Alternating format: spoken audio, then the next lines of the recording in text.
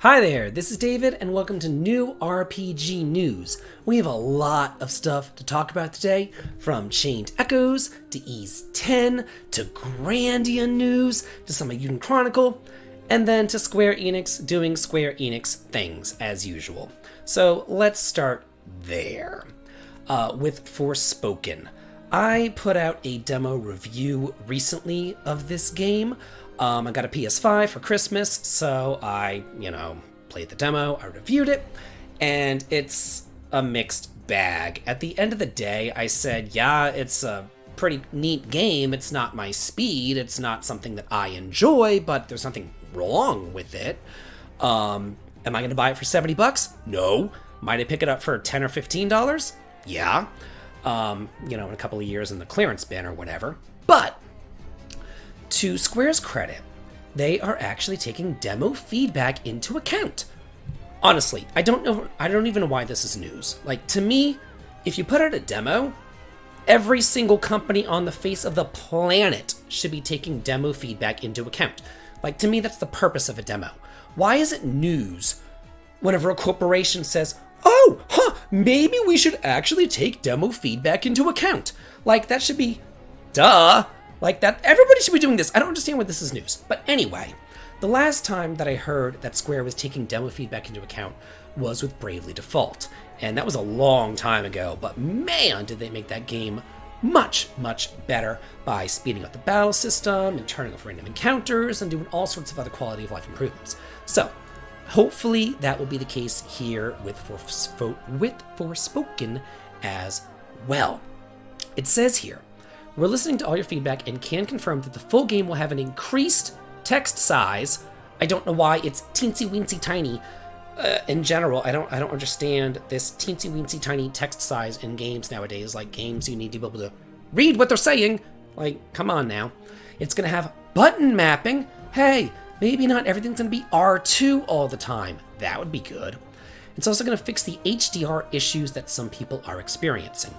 Hopefully they take a lot of feedback into account, because it needs more than that as far as I am concerned. But this is to say that hopefully this game will be better than what the demo is letting on. Chained Echoes is adding a new Game Plus mode, plus some quality of life features, as well as Japanese language support. So yeah, if you haven't played this game yet, what are you doing? This is one of the best JRPGs of the year. I'm not just hyping this up because it's some indie game or whatever. This is the real deal. Chained Echoes is the real freaking deal. It says here, Japanese language support is going to be implemented for the PC version sometime this week. In addition, New Game Plus mode is being worked on alongside quality of life improvements. If you've got it on console, it says that console patches are emphasized as lengthier to arrive due to the certification process. So basically, these additions are going to be coming to the PC version first, and then later on, as they get approved for console, then they're going to be making their way there. If you're a fan of SNES, indie, retro JRPGs, if you're a fan of Chrono Trigger, Final Fantasy VI, if you're a fan of anything, any Secret of Mana, anything from that era, you've got to pick up this game. It is just that frickin' good. We have a full list of details from Ys 10.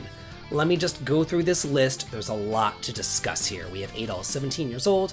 There's only 2 playable characters, which kind of sucks. But the key terms here, and I'm just going to read through this list, there's a lot. Nordics is a term that means people of the North. The time period goes way back after the events of Ys 1 and 2. Adol's 17 and on his way over to Salsetta, that's Ys 4. Dr. Flair Ral is traveling with you. It's a story of boys and girls. Since this is the first time that we're releasing on the Switch, the main characters are younger. So that was part of the user base. That's kind of unfortunate. It's not an adult-based story. There's only 2 playable characters, Adol and the Axe Girl. There are towns, but your main base is your ship. It says solo mode offers the usual high-speed battles of the Ys series. Combination mode lets you pull off more powerful attacks, but the overall speed of battle is slower, so you can fight more carefully. Defense carries major weight, guarding builds up your revenge gauge, which can increase your attack power. we've taken considerable care to adjust the difficulty level so that a wide range of users can enjoy the game. There are special actions called mana actions, and there's more freedom when performing mid-air actions. About 20% of the game is sailing your ship. Reminds me of Suikoden 4. There are maps dedicated to ship and naval battles which occur whenever you encounter enemies. There's also growth and character development, a character development element to the ship. We're releasing new footage early in the new year or in the spring, and hopefully it says the release date will be at around the same time as usual. So that's pretty freaking neat. This is coming out this year, well, I guess 2023 in Japan for the PS5, PS4, and Switch. It's on the younger end, which is unfortunate. Kind of reminds me a lot of Ys 8, where they had like the home base on the island, but now the home base is on the ship. ADOL and ships don't really mesh, so that's interesting. It's kind of like a running joke in the series, but I'm looking forward to it. I love me some Ys. I think it's one of the best action series around. I love it, and I cannot wait for this to come out. Okay, I just want to complain. That's what I do best. Chocobo GP post-launch support is going to end with its Season 5 update. This isn't a JRPG, but it is from Square, and I know a lot of y'all are into this sort of thing. I'm not. But, yeah. So, it took less than 9 months for Square's microtransaction-y, mobile, free-to-play, yet you have to pay to play the game thing to just crash and burn and fail. Like, this was... It's a full-price game, but with microtransactions as if it was a mobile game that was free to play. The whole concept makes no freaking sense. I don't know why they did this in the first place. I don't know why they thought that it would ever be successful, and obviously it wasn't. I am thankful that it wasn't. Hopefully, Square can get it through their thick freaking skulls that nobody likes this crap. You want to buy a game at full price and get the full game right then and there on day one. Not have it be released sporadically, not have to pay microtransactions to get it, not this little nickel and dime crap. So I, for one, am happy that it has crashed and burned and failed, and that will no longer be plagued by this kind of bullshit anymore. Last time I came to y'all, there was some news about a GRANDIA 25th anniversary celebration. Unfortunately, it's not a new GRANDIA game. I wish it was, but it's not. Ugh. Anyway, it's a Twitter contest, I know. So it's featuring giveaways, fan art contest, and more. Basically, there's this Twitter giveaway. You go onto Twitter, and you follow Gung Ho America and retweet their pin tweet, and then you enter. And then you'll win an anniversary GRANDIA bundle or whatever. You gotta do this by the 6th of January in order to enter. Let's see. And then there's another thing that you can enter. It says if you just use hashtag GRANDIA 25th and share your story about the games, you have a chance to win one of 2 GRANDIA 25th anniversary bundles. And then there's a fan art contest. You could submit that to win one of 3 GRANDIA 25th anniversary bundles. So, what do these bundles include? One is a physical copy of the Nintendo Switch edition of GRANDIA HD Collection. Number 2, 25th anniversary commemorative postcards. One is a GRANDIA Nintendo Switch case, and there's one GRANDIA Nintendo Switch skin. So there's not a lot of prizes here, unfortunately, considering I'm sure there's going to be thousands and thousands of entries. But yeah, I mean, at least they are acknowledging that GRANDIA exists. I really wanted, like, a GRANDIA 4, but, you know, beggars can't be choosers, I suppose. So if you have the twatter, you can go ahead and tweet and enter into the GRANDIA contest. Digimon World Next Order is now up for pre-order on the Switch. This is actually a port of a PS Vita and PS4 game that came out quite some time ago. It's coming out now on the Switch on February 22nd for $60.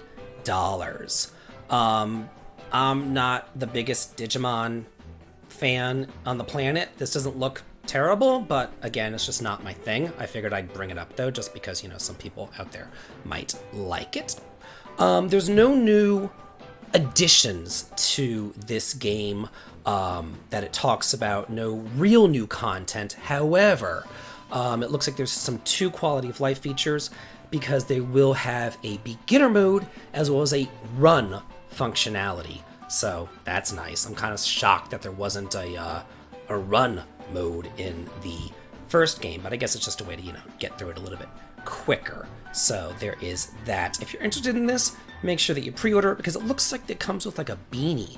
Yeah, pre-orders of the Switch version through Namco Bandai store will also include an official beanie while supplies last. And now we have our last bit of news.